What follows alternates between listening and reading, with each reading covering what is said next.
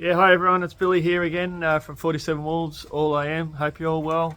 Just giving you another update on the situation, on the journey, and a few other things. So yeah, basically yesterday went to the hospital, had the follow-up appointment with the surgeon. The previous Friday I'd actually had an appointment with the infectious disease team. There were some good news initially was all the infection that caused so much trouble in hospital had completely left, so that's been completely cured and healed, which is fantastic. However, the scan that I had picked up what they call a liver lesion, so it's almost 2 centimetres, and it has appeared that wasn't in the initial scan a few months back.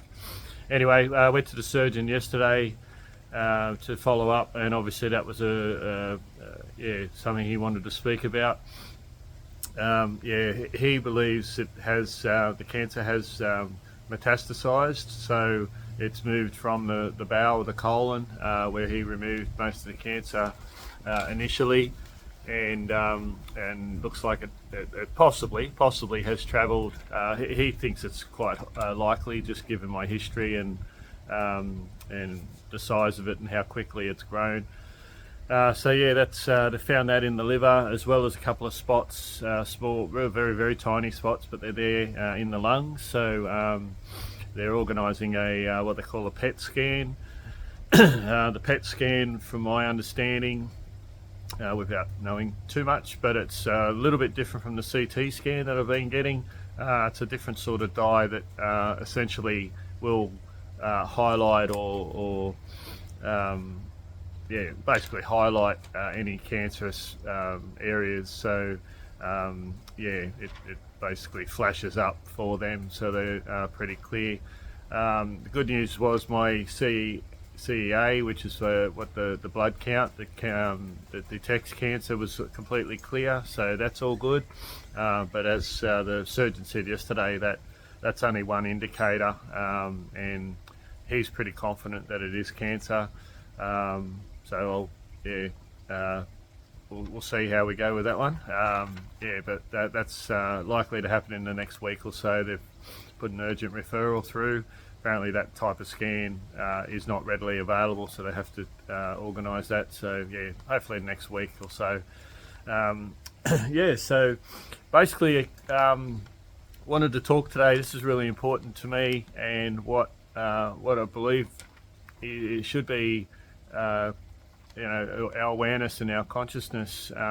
It's just the power of the words. I've been learning a fair bit lately, and the power of our words, power of our thoughts, have a real impact on our health, on our mental health, our physical health.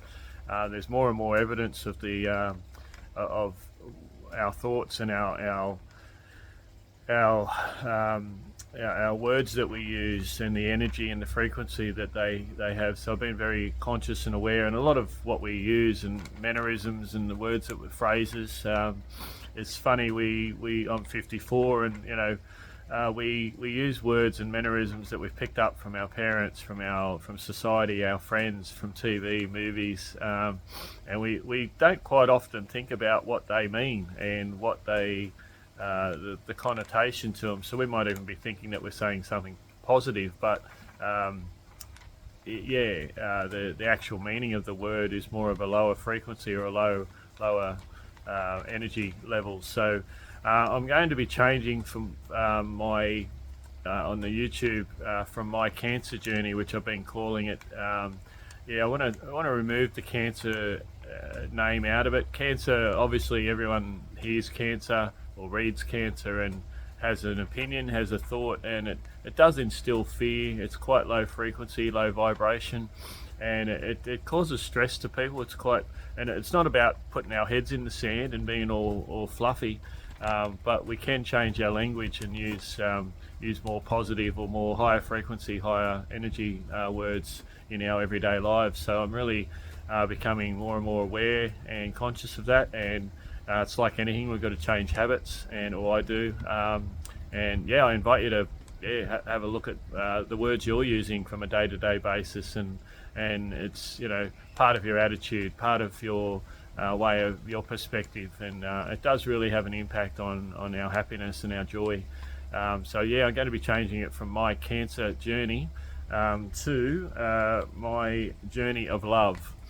There's charts out there, you can look them up, but all the frequency levels of various words and thoughts. Love is ultimately up the top. Love is everything. Love is all around us, as probably songs say. And I want to express my love, and I want to be in love as much, if not every moment, as many moments as I can. And particularly going through this, I've said this before, but right from the word go, when I first got told after my colonoscopy that I had cancer, the words, they didn't physically come to me. I didn't hear them, but so that might not make sense to some people. But the words "honoured" and "privileged" came to me, and when I asked, I meditated on that day. Basically, I was told that I'm here. I'm going to be going through this journey to as what can I learn out of this, but what I can then share with others, and handling this with grace, and no self-pity, no self-wallow, anything like that, lower vibration. So right from the word go, instantly when the doctor told me I had cancer, I felt a calmness. I felt a complete and utter peace with it all. I truly believe I'm going to be well again, and I am well, and this is just a part of my journey and part of my path that I've been privileged and honoured to be chosen. So that's fantastic. And what I'm learning lately, doing some reading, is just about reframing my words and reframing how I think. So I'm just reading here because I've got a fair bit to put out. So it's what I want to really stipulate too, that it's more than a positive attitude. It's more than a positive thinking. That's all great. That's excellent. But it's really increasing my frequencies and my energy levels and my ascending, so to speak. And I really want to. People have been saying to me lately quite beautifully, and I welcome it, how well I'm looking from a health, but they're also saying I'm glowing, and part of that, I believe, I'm meditating, I'm doing a lot of things that are trying to raise who I am, and love myself more, and be in honor of myself, and therefore being in love with everything, everybody, every all of nature, all of around us, everything that God created. It's all around us, and we can appreciate it and have gratitude. I think I've shared this once before. In a ceremony a few months back, what came to me was this orange, yellow, white speckled ball, and it was pumping, but it slowly grew and expanded out, and beyond my mind's eye's peripheral vision, and essentially what it done was filled all the space in my mind and my eye.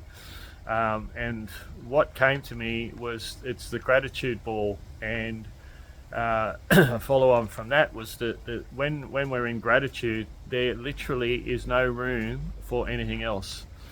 So self-doubt, lack of self-love, all that doesn't have any room. There's nothing, no space for that when we're in love or when we're in gratitude.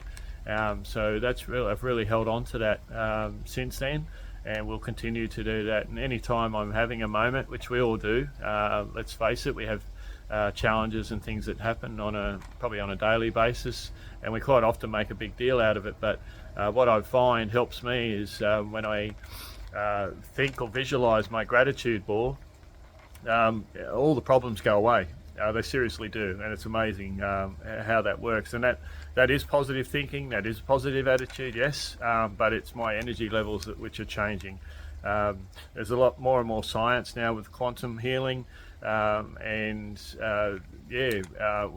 more and more evidence coming out that our thoughts and our words actually have an impact on our cells.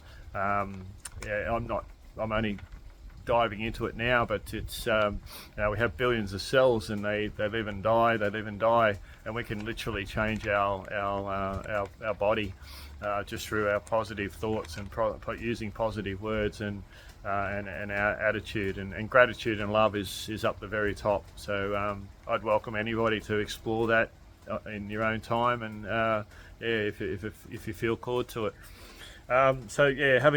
Using words, and it's all about reframing. So for me, like I said, 54, I've got into habits. So things like saying no worries. I mean that well. You want to get together next week? Yeah, no worries.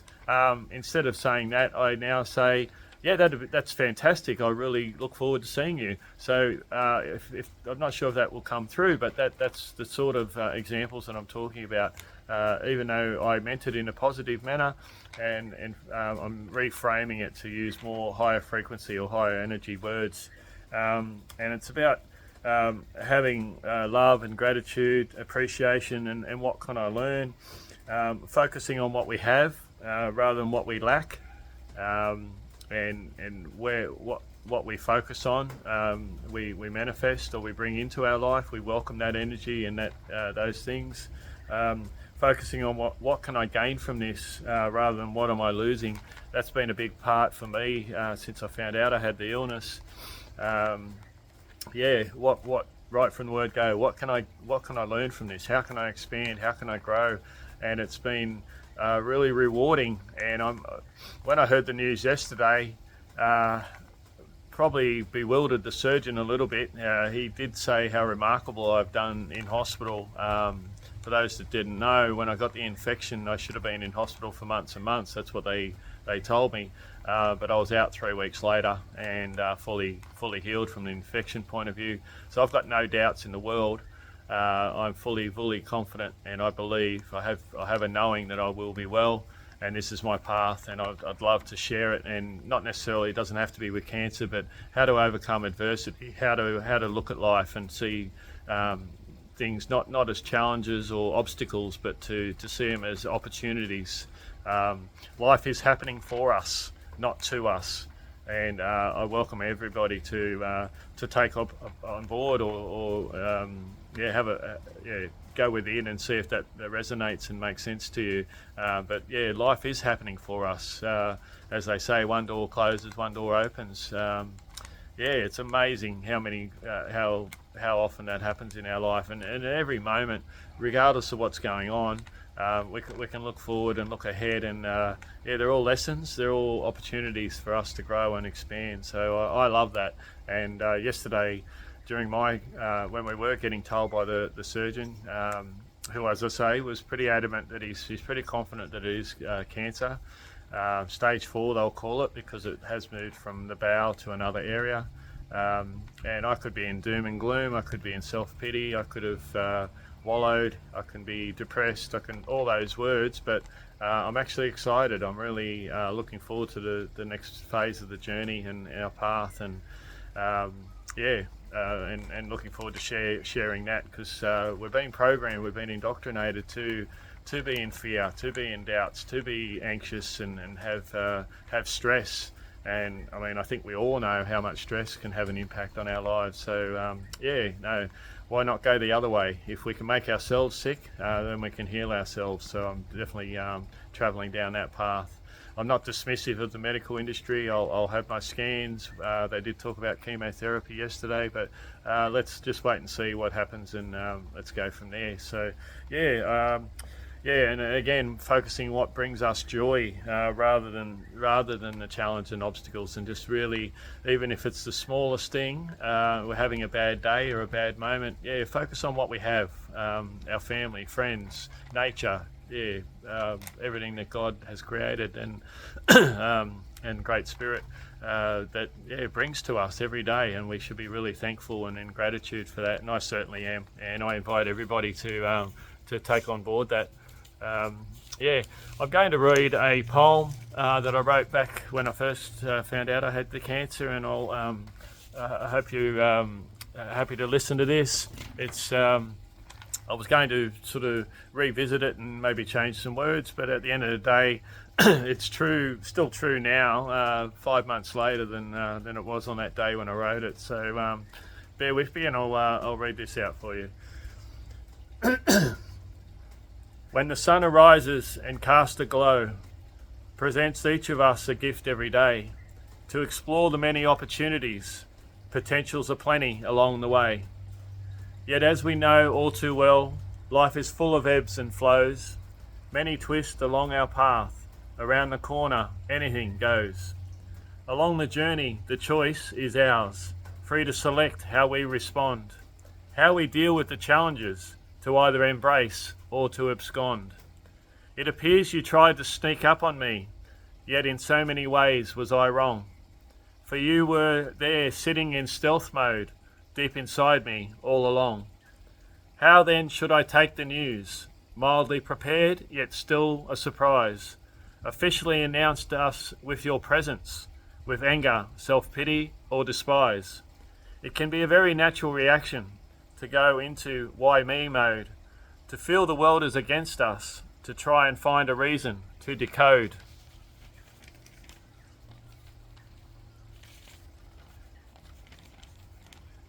Who invited you anyway?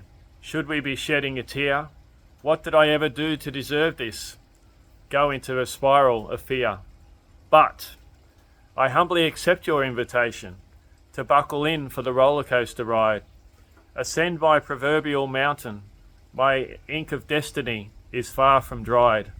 I am deciding to flip your script. Don't get me wrong, I want you to leave. But rather than this be on your terms, many life's lessons I gratefully receive.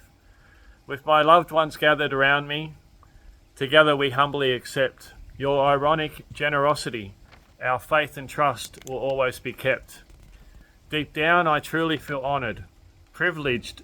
It was me whom you chose to gracefully show others how it's done and select the song that we compose.